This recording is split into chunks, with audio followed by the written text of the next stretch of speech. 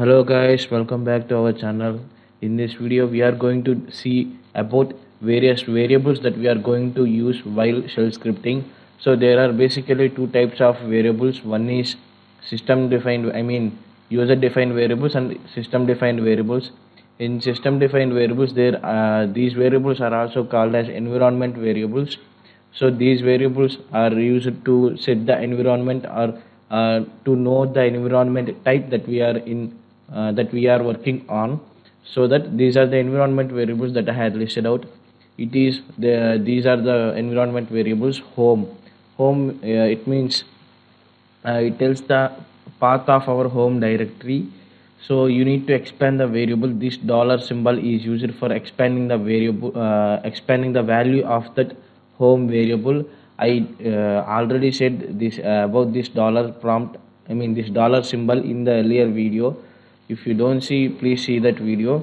This dollar symbol is used to expand the value of a variable. If you are in C programming, if you type printf percentage %d, then that percentage %d, that means that type specifier needs some integer to represent in the printf statement. So that you will give the integer, you will pass the argument to printf statement as, by specifying the integer variable, or like I or j, in printf statement. But in shell scripting, in order to print a variable, you need to use dollar symbol before the variable name, so that it will expand the variable, and then the value will be returned, and it will be printed on our terminal. So this is how you retrieve the value of the variable by using dollar symbol. Here, home, it will tells the path of our home directory. Path means it will list the directories to search for commands. Mail, if you are using any mail, or if you are having any default mail like Outlook, like that, if you are on Windows, then I can explain this in a clear way. And here, user, it will gives the username that we are currently logged in. And shell, it will gives the current shell that we are using. And term, it will tells the type of the terminal currently we are using. And here, these are the built-in variables. See here, this is dollar. It means it will return the process ID of the shell. And here $0 means it will return the shell script name. If the shell script is available, then it will return the shell script name.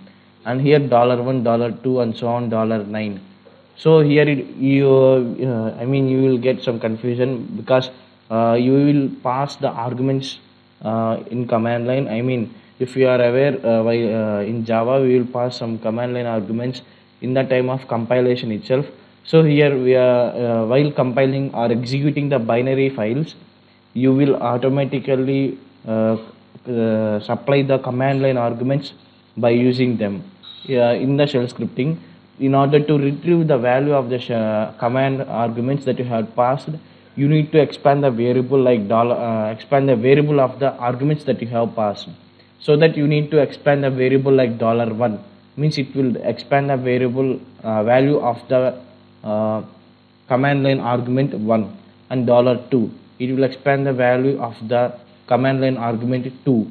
Like that, if you want to expand all variables, then you need to uh, do this dollar star. It means it will expand the, it will list the all arguments. And if you want to expand the value of any command line argument, then you can use that $n, $10 or $11, as your wish. You can expand the variable by using these built-in variables. So these are the variables that we are going to use while shell scripting.